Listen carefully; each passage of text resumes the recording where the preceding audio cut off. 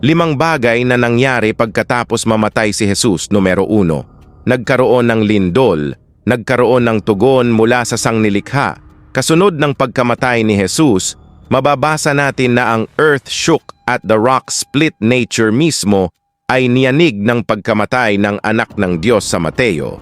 Sinabi muna na ang earth ay nanginig at ang mga bato ay nahati. Ang wikang ito ay nagpapahiwatig na ito ay isang makabuluhang makalupang reaksyon sa mga banal na pangyayari sa krus. Bilang 2 ang mga libingan ay binuksan Mateo.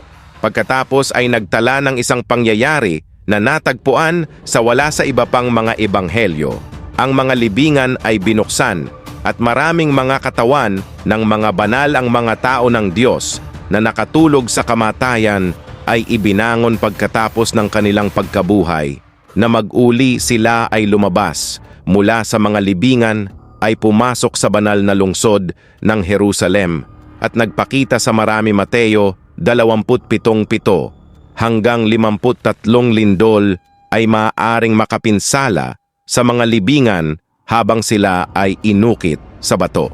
Ang muling pagkabuhay ng mga katawan ay maiuugnay lamang sa direktang pagkilos ng Diyos na nagpapahiwatig na siya ang nasa likod ng lindol dahil sa mga geolohikal na katangian ng Palestine na nasa isang makabuluhang seismic fault. Ang isang lindol ay hindi isang kakaibang kaganapan, ngunit pinagsama sa mga bato na humahantong sa pagbubukas ng libingan. Ito ay isa pang makabuluhang tipan sa pag-uusig ni Jesus, isa pang lindol, ang malapit ng masaksihan, ang isang mas makabuluhang banal na kaganapan, ang muling pagkabuhay ni Jesus. Ang natatanging talaan ni Mateo tungkol sa mga pangyayaring ito ay binibigyang diin ang tagumpay laban sa kamatayan na naisa sa katuparan ng sakripisyo ni Jesus sa krus sa mga nabuhay na mag-uli ay literal. Inilarawan bilang mga nakatulog na isang karaniwang idioma ng bagong tipan para sa isang taong namatay. Ngunit ang walang hanggang kapalaran ay ligtas tulad ng paunang patotoo, ang supernatural na muling pagkabuhay ng mga katawan ng mga banal na ito at ang kanilang pagpapakita sa Jerusalem ay isang kapansin-pansing saksi sa gawain ni Jesus sa krus at kasunod ng kanyang muling pagkabuhay. Ang terminong banal na mga tao ay malamang na tumutukoy sa mga banal na tao mula sa lumang tipan na mga bayani at mga martir sa kasaysayan ng Israel na pinili upang mahimalang masaksihan ang mga pangyayaring ito na ang kanilang pagpapakita sa mga tao sa Jerusalem ay isang patotoo sa napagiging epektibo ng ginawa ni Jesus. Ang gawain sa krus ay inaasahan nito ang pagtuturo ni Pablo tungkol kay Jesus bilang ang unang mga bunga ng mga patay, ngunit ngayon bilang tunay na mga bagay, si Kristo ay talagang nabuhay mula sa mga patay at naging unang bunga na siyang unang nabuhay na mag-uli, na may walang kasiraang katawang walang kamatayan na naghihintay sa pagkabuhay na maguli ng mga natutulog sa kamatayan, sapagkat mula nang dumating ang kamatayan sa pamamagitan ng isang tao, ang muling pagkabuhay ng mga patay ay dumarating din sa pamamagitan ng isang tao, sapagkat kung paanong kay Adan ang lahat ay nangamamatay, gayon din naman kay Kristo ang lahat ay bubuhayin. Ngunit ang bawat isa sa kanyang sariling pagkakasunod-sunod si Kristo ang mga unang bunga, kung gayon ang mga kay Kristo sa kanyang pagparito ay bubuhaying muli na may walang kasiraang, walang kamatayang mga katawan. Ang muling pagkabuhay ng mga banal na ito ay isang prelude sa muling pagkabuhay na inaasahan ng lahat ng mananampalataya sa pamamagitan ng kamatayan ni Jesus, isang bagong araw. Dumating na ang araw na ang kamatayan ay natalo ng kamatayan, ang pagkabuhay na mag-uli tungo sa buhay na walang hanggan ay naging posible, ngunit tandaan na pagkatapos ng muling pagkabuhay ni Jesus na ang mga nakatira sa mga libingan na ito ay ibinangon at pumasok sa Jerusalem kung saan sila ay nagpakita sa marami. Hindi sinasabi ng Biblia kung ang mga nabuhay na mag-uling banal na ito ay muling namatay, o nagpunta. Ang mga mananampalataya ay maaaring umasa sa pamamagitan ng kamatayan ni Jesus. Isang bagong araw ay dumating ang isang araw kung kailan ang kamatayan ay natalo ng kamatayan, ang muling pagkabuhay tungo sa buhay na walang hanggan ay naging posible. Ngunit tandaan na ito ay hindi hanggang pagkatapos ng muling pagkabuhay ni Jesus na ang mga nakatira sa mga libingang ito ay ibinangon at pumasok sa Jerusalem, kung saan nagpakita sila sa marami. Ang Biblia ay hindi nagsasabi kung ang mga nabuhay na mag-uling banal na ito ay muling namatay o pumunta sa langit. Kasama ng Panginoong Jesus ang kamatayan ng anak ng Diyos ay yumanig sa kalikasan mismo. Ayon sa mga eskolar ng Biblia, sinasabi na ang mga puso ng mga tao ay hindi tumugon sa namamatay na sigaw ng manunubos, ngunit tumugon ang mga bato, nahati ang mga bato. Hindi siya namatay para sa mga bato, ngunit ang mga bato ay mas sensitibo kaysa sa mga puso ng mga tao kung saan siya nagbuhos ng kanyang dugo. Sa araw na si Jesus ay ipinako sa krus at pagkatapos ay sa araw na siya ay nahayag bilang nabuhay na, ang kapangyarihan ng bagong buhay ay napakalakas na ito. Nagbalik ng ilan sa mabubuting tao na namatay na ito ay isa sa mga kakaibang sipi. Sa ang ebanghelyo ni Mateo ay hindi nagbibigay sa atin ng maraming impormasyon at hindi natin nalaman ang tungkol sa pangyayaring ito mula sa ibang pinagmulan. Bilang 3, ang tabing ng templo ay napunit sa 2 at si Jesus ay sumigaw muli sa isang malakas at masakit na tinig. At kusang isinuko ang kanyang espiritu ng may kapangyarihan tinatanggal at pinakawalan ang kanyang espiritu sa kanyang katawan bilang pagpapasakop sa plano ng kanyang ama, at sabay na nahati ang tabing ng kabanal-banalan sa templo mula sa itaas hanggang sa ibaba. Yumanig ang lupa at nahati ang mga bato. Ang tabing na nakatakip sa templo ay napunit sa 2 lugar. Ang kurtina, ang tanging bagay sa templo na nagpapaiba sa sagradong lugar sa pinakabanal na bahagi ng templo, ito ay isang napakalinaw na paglalarawan ng paghihiwalay sa pagitan ng Diyos. Sinasabi ng Biblia na sa templo isang tabing ang naghihiwalay sa banal na kabanal-banalan, ang makalupang lugar ng presensya ng Diyos mula sa iba pang bahagi ng templo, kung saan ang mga tao ay talagang naninirahan.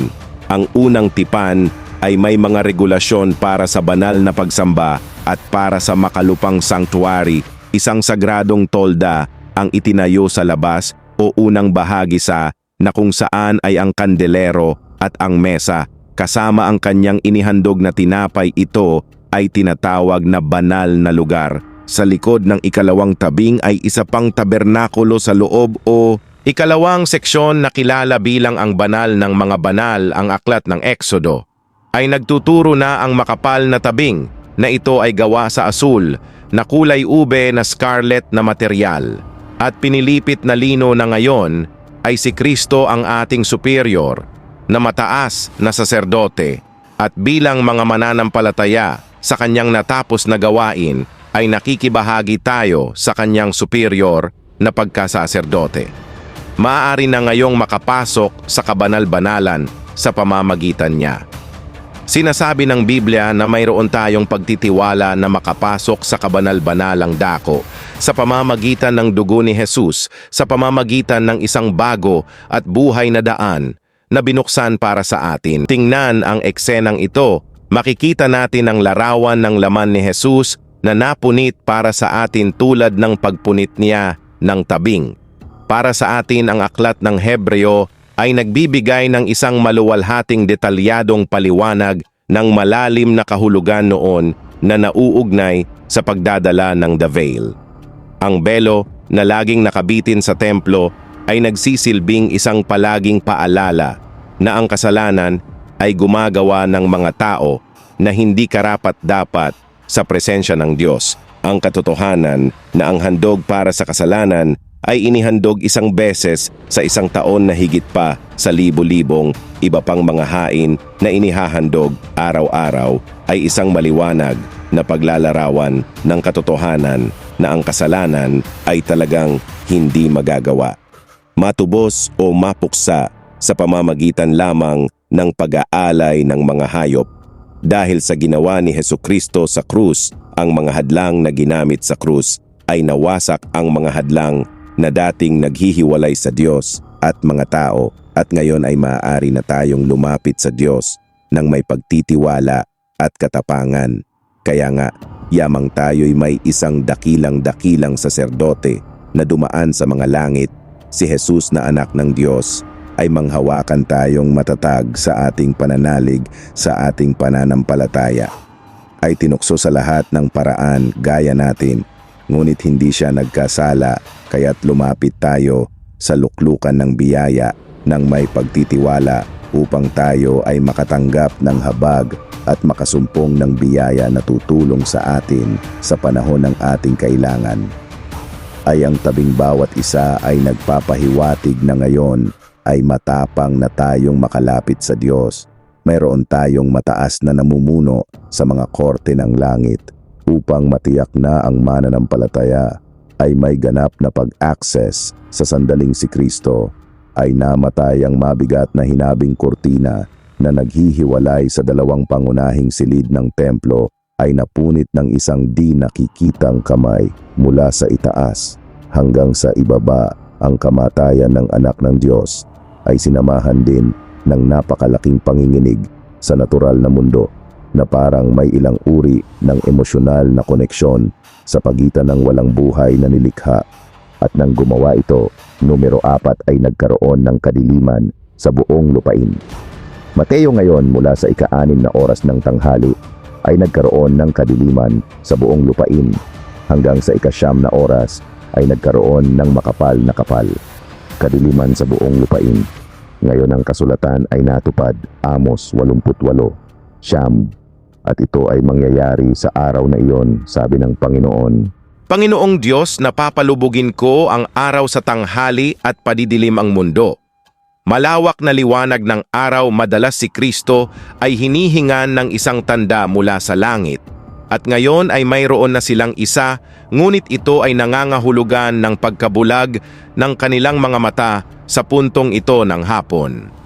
Magiging tanghali at ang kadiliman ay magpapatuloy hanggang sa ika-9 na oras na magiging 3 oras ang supernatural na kadiliman na ito ay lumitaw nang ang araw ay nasa pinakamaliwanag na araw dahil ang buwan ay kabilugan ay hindi. Pumagitna sa pagitan ng daigdig at ng araw kapag ito ay puno. Ang mabilis na interbensyon ng Diyos ay hindi lamang nagdulot ng kadiliman na kaalamang pang-astronomiya, ay pasimula noong binanggit din ni Fon ang isang lindol na iniayon ng kanyang kwento ng malapit sa sagradong talaan. Ang pagkakamali sa harap ng kanyang lumikha, kaya't ang araw ay binawi ang kanyang mga sinag upang hindi masaksihan ang mga gawa ng masama. Ang kadiliman na nagaganap sa ganoong kritikal na sandali ay maaaring mga hulugan ng ilang mga bagay. Una, ang kadiliman ay nauugnay sa antiquity sa pagluluksa. Ang kadiliman ay nauugnay din sa pagkamatay ng mga dakilang lalaki na parehong hentil at Hudyo na mga mambabasa, ay mauunawaan ang kadiliman bilang isang tanda ng kosmiko na kasama ng pagkamatay ng isang hari. Bukod dito, ang kadiliman ay tanda ng paghatol ng Diyos. Ang mga libingan ay binuksan at maraming katawan ng mga banal na mga tao ng Diyos na nakatulog. Sa kamatayan ay ibinangon at lumabas sa mga libingan pagkatapos ng kanilang muling pagkabuhay, ay pumasok sila sa banal na lungsod ng Jerusalem. Ang numero 5, ang kawal na nangangasiwa sa pagbitay ay natanto na siya ay inosente ngayon ng senturyon at ang mga kasama niyang nagbabantay kay Jesus. Ang lindol at ang mga bagay na nangyayari ay naging lubhang natakot at puno ng sindak, ay nagsabing tunay na ito ang anak ng Diyos. Ito ay gawain ng isang senturyon upang matiyak na ang pagpapapako sa krus ay natupad ng tama at walang komplikasyon sa pangkalahatan, ay siya ang namamahala sa 100 sundalo. noong panahon ng isang pagpapako sa krus. Siya ay isang karera na kawal na ang katapangan at katalinuhan ay nakatulong sa kanya na umangat sa mga ranggo, na siya ay magiging isang sundalo na may pinakamataas na pagkakasunod-sunod na kailangan niyang maging malamig at mahusay para magtagumpay. Sa ganitong posisyon, ang lalaking ito ay kailangang sumunod sa mga utos ng kanyang mga nakatataas. Ang tanawin sa pagpapako kay Jesus sa krus ay lubhang kapansin-pansin na kahit na ang isang matigas na Romanong senturyon ay nakilala na ito ang anak ng Diyos.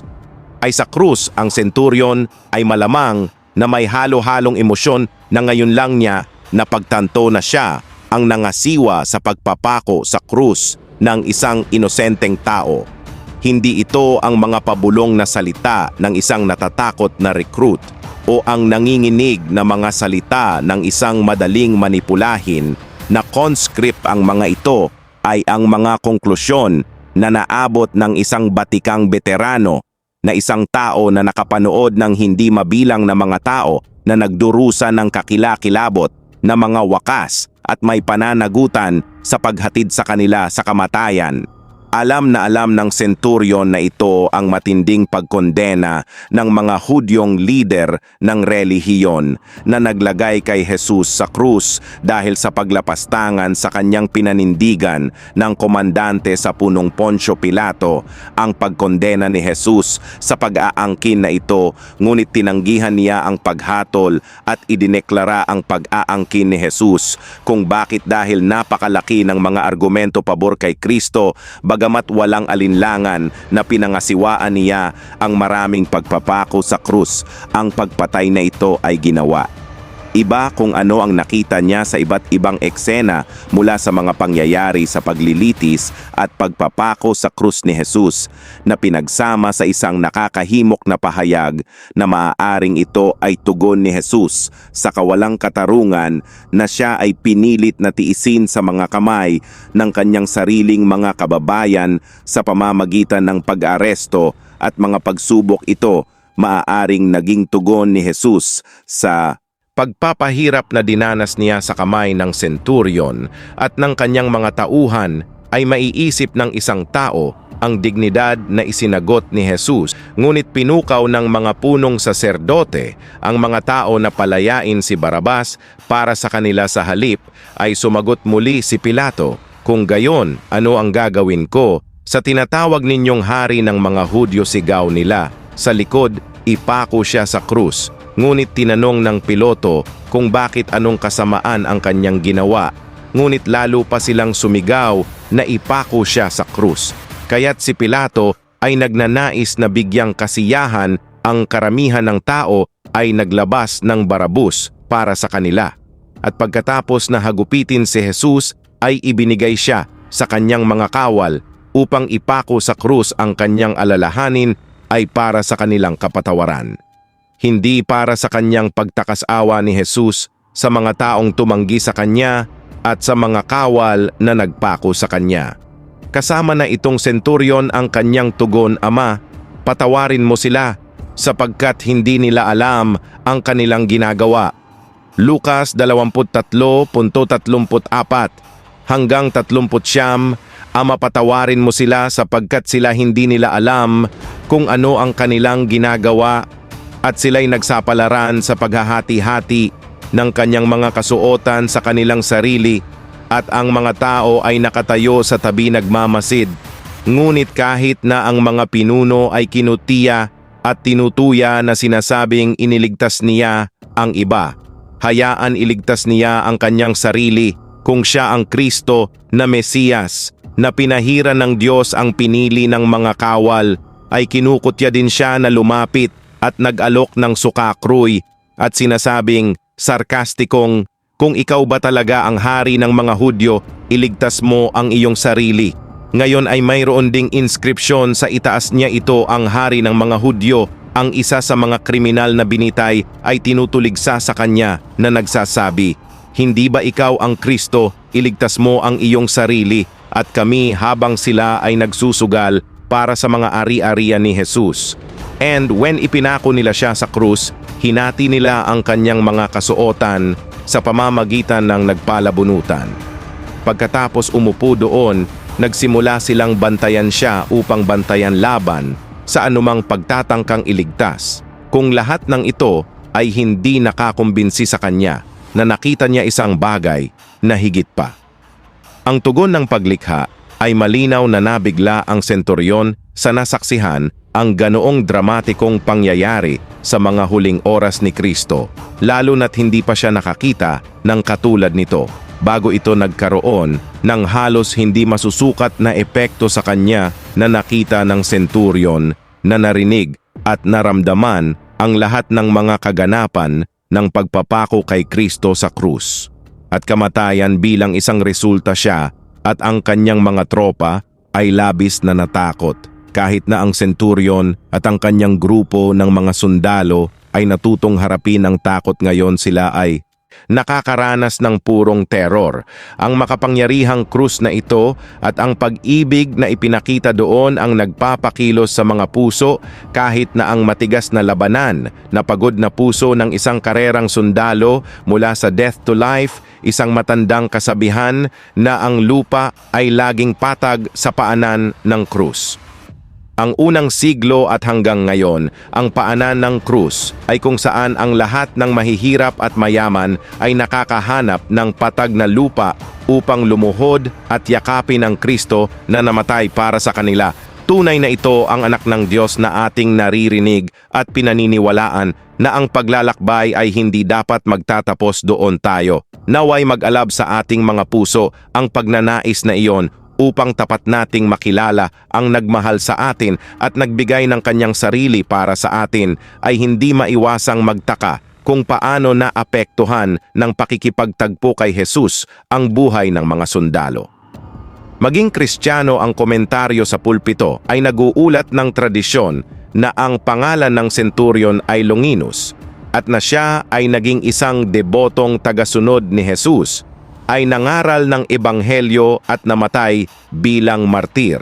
Ito ay tradisyon lamang na hindi natin alam kung nangyari ito, ngunit alam natin ang katotohanan iyon ay may paraan para kumapit sa puso ng isang tao. Ang krus ni Jesus ay may kapangyarihang magbago ang individual na sinimulan ng senturyon bilang isang Romanong opisyal na nangangasiwa sa pagpapako sa krus. Ngunit natapos ang araw na kinikilala na si Jesus ay anak ng Diyos na mayroon si Jesus. Nagkusa na sa kaligtasan, namatay si Kristo para sa iyo ngayon ay iyong pagkakataon. Ibinigay ni Jesus ang kanyang buhay upang mabawi natin ang ating buhay. Namatay siya bilang tayo upang tayo ay mabuhay bilang kaniya. Hindi lamang niya ikinalugod ang kanyang ama, kundi napanalunan tayo bilang premyo, bilang sangkatauhan. Ang kapalit na si Jesus ay nagdusa ng pag-alis ng pakikipag-isa sa Ama na kakilakilabot dahil ito ay natupad ang mabuti at mapagmahal na plano ng pagtubos ng Diyos. May mga iba pa na itinuturing na ito ay isang alamat o sa pinakamahusay na isang teolohikong kwento. Ito ay lahat ng mga natatanging kaganapan na pare-pareho nagpapatotoo sa mga natatanging gawa ng Diyos sa kasaysayan ng tao. Ang mga ito ay hindi pangkaraniwang mga supernatural na patotoo na nagpapatunay sa katotohanan ng Ebanghelyo at sa pagbabagong katotohanan ng pag-ibig ni Kristo. Kung ang nilalamang ito ay mahalaga sa iyo, hinihiling ko na suportahan mo ako sa iyong subscription upang wala kang makaligtaan ng ating mga paparating na video. Salamat!